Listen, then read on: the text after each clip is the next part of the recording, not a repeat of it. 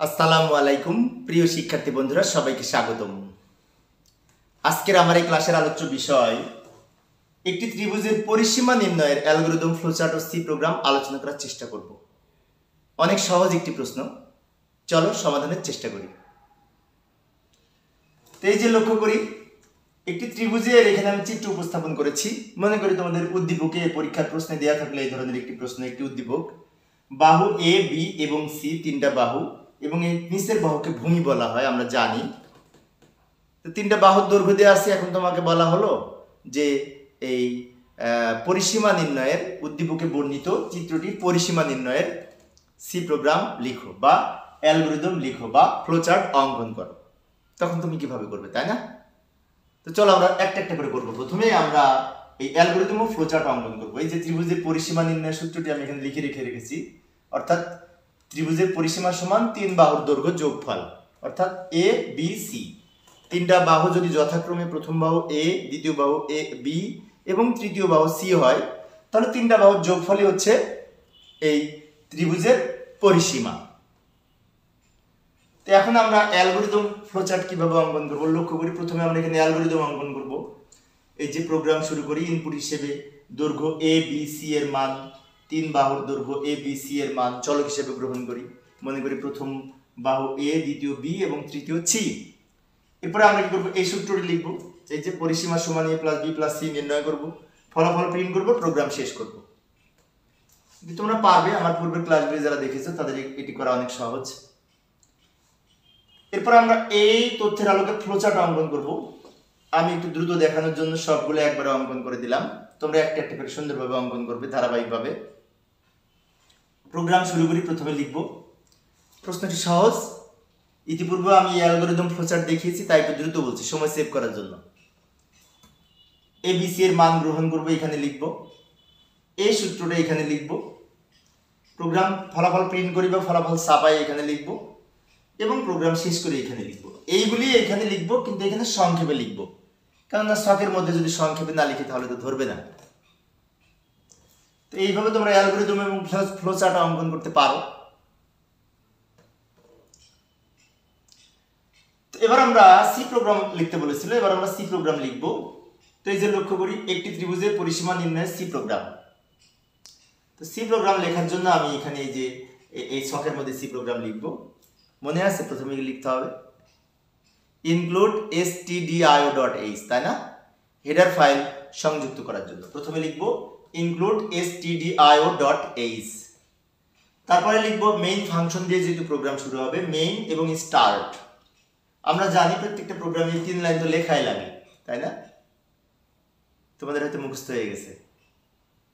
এবার আমরা এই মেইন ফাংশন দিয়ে সাধারণত প্রোগ্রামটা শুরু হয়, সেজন্য নিচে স্টার্ট লিখব। এরপর আমরা এখানে একটি ভেরিয়েবল দিব। তো ভেরিয়েবল হিসেবে আমরা ফ্লট নিতে পারি, আবার আইনটিও নিতে পারি, সমস্যা নেই। আমি ফ্লট নিলাম। আমি মনে করি যে আমার ত্রিভুজের দৈর্ঘ্য প্রস্থ পয়েন্ট হতে পারে বা ইনপুট পয়েন্ট হতে পারে, সেজন্য ফ্লট কিওয়ার্ড ব্যবহার করলাম। এরপর আমরা তিনটা ভেরিয়েবল ঘোষণা করব। তিনটা ভেরিয়েবল কি কি ছিল? A B C. A B C তিনটা ভেরিয়েবলের এখানে নাম ঘোষণা করব। তারপরে এটা দিয়ে কি নির্ণয় করব? পরিসীমা নির্ণয় করব। তো পরিসীমার জন্য আমরা এখানে যে কোনো সংকেত ব্যবহার করতে পারি। তো পরিসীমার ইংরেজি সম্ভবত প্যারামিটার। আমি এই পরিসীমার ইংরেজিটাই লিখলাম প্যারামিটার, সমস্যা নাই। এবার আমরা এখানে প্রিন্ট এফ এর মধ্যে লিখব এন্টার ভ্যালু অফ আর্মস, অর্থাৎ তিন বাহুর মান আমরা ইনপুট করব, তার জন্য এই প্রিন্ট এফ ফাংশনের মধ্যে এটা লিখব। ইউজার ইনপুট করবে সেই জন্য। তার নিচে লিখব স্ক্যানএফ ফাংশন ব্যবহার করে। স্ক্যানএফ ফাংশনের মধ্যে আমরা পার্সেন্টেজ এফ, এই যে ফ্লট যেহেতু আছে, পার্সেন্টেজ এফ 1 2 3 তিনবার ব্যবহার করব। এটার জন্য এ এর জন্য একবার, বি এর জন্য একবার, সি এর জন্য একবার। তারপরে এখানে একটা কমা দিয়ে লিখব and A and B and C. এটা তো আমরা জানি, তাই না?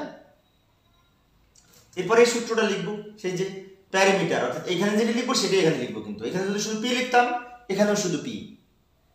এখানে যা লিখবো এখানে কিন্তু সেটি লিখবো, তাহলে কাজ করবে না। এটা সমান দিয়ে আমরা এখানে লিখবো এ প্লাস বি প্লাস সি। ওই যে সূত্রে লিখেছিলাম কিছুক্ষণ আগে, তিন বাহুর দৈর্ঘ্যের যোগফলই তো এর পরিসীমা হবে। এটা নির্ণয় করার পরে আমরা কি করব, ফলাফল আবার প্রিন্ট করার জন্য আমরা প্রিন্ট এর ফাংশন ব্যবহার করব। যেটা আমি প্রিন্ট করে দেখতে চাই আউটপুট হিসেবে, সেখানে প্রিন্টএফ ফাংশন ব্যবহার হবে সি প্রোগ্রামে। তারপরে আমরা এখানে এই লিখব যে প্যারামিটার ইকুয়াল টু, অর্থাৎ পরিসীমা সমান। এখানে ফলাফলটাও আমাদের ভগ্নাংশ হতে পারে, কেননা আমাদের ইনপুট যদি ভগ্নাংশ হয় ফলাফল সব ভগ্নাংশ হতে পারে, সেজন্য পার্সেন্টেজ এফ ব্যবহার করব। আমরা 2f ব্যবহার করব পয়েন্টের পরে 2 সংখ্যা নেওয়ার জন্য। তারপর এইটা আবার এখানে লিখব, প্যারামিটারটা একটু বড় লেখা। তারপরেও আমাদের একটি জিনিস খেয়াল রাখতে হবে, এইখানে এইখানে আর এইখানে তিনটা ইকুয়াল হতে হবে, একই জিনিস লেখা লাগবে, কিন্তু না হলে প্রোগ্রাম রান করবে না বা সঠিক ফলাফল পাওয়া যাবে না। কারণ এইখানে যেটি লিখবো সেটি এখানে লিখবো, এটার ফলাফল এখানে প্রকাশ করবে আউটপুট হিসেবে। তারপর সবার শেষে রিটার্ন 0 লিখে প্রোগ্রাম শেষ করব, সেকেন্ড ব্র্যাকেট দিব সবার শেষে। তো এইভাবে একটি ত্রিভুজের পরিসীমা আমরা অঙ্কন করতে পারি। সরি, এখানে 3 নাম্বারটা নেই, এটা সম্ভবত হবে 17 নাম্বার হবে সম্ভবত, তোমরা একটু কারেকশন করে নিবে। এবার এখানে আমরা এটার ফলাফল যদি দেখতে চাই, প্রোগ্রাম রান করার পরে আউটপুট এরকম আসবে। এইখানে যেটি লেখা থাকবে enter value of arms, enter value of arms, এটাই এখানে থাকবে। মনে করো আমরা 3টা বাহুর মান আমি এখানে ইনপুট করি, মনে করি 3টা বাহুর মান হচ্ছে এই 5.6, 5.2, 7.5। এই 3টা আমি ফ্র্যাকশন সংখ্যা বা ভগ্নাংশ সংখ্যা লিখেছি।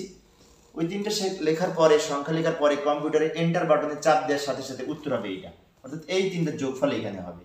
যেমন লক্ষ্য করি 5 আর 2 7 আর 6 13, 13 3 হাতে থাকে 1, 1 এর সাথে 8, 8 আর এই 13 5 13 আর 5 18, এই যে 18.3 হবে। কিন্তু 0.12 লেখার পর করার কারণে বাম ডানে আরেকটা শূন্য হয়ে পয়েন্টের পরে 2 সংখ্যা হবে। এইভাবে আমরা এই সি প্রোগ্রাম লিখতে পারি। পরীক্ষার হলে যদি আসে সি প্রোগ্রাম লিখো, তাহলে শুধুমাত্র এইটুকু লিখবে। আর যদি বলে আউটপুট সহ সি প্রোগ্রাম লিখো, তাহলে এইটুকু লেখার পরে আবার এই আউটপুট এইভাবে দেখাবে। আমি এখানে সংখ্যাগুলো লিখেছি কাল্পনিক, তোমরা যে সংখ্যা এখানে লিখবে তার যোগফল এখানে দেখাবে। আশা করি এখন তোমরা পারবে।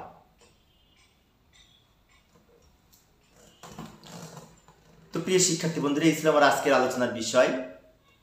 আমার পরবর্তী ক্লাসের আলোচ্য বিষয় হচ্ছে এই অন্যান্য যে সমস্ত সি প্রোগ্রাম রয়েছে, বিশেষ করে ওই বিভিন্ন সংখ্যা পদ্ধতি, এক পদ্ধতি থেকে আরেক পদ্ধতি স্থানান্তর সংক্রান্ত, সেগুলি আমি আলোচনা করার চেষ্টা করব। দেখার আমন্ত্রণ রইল।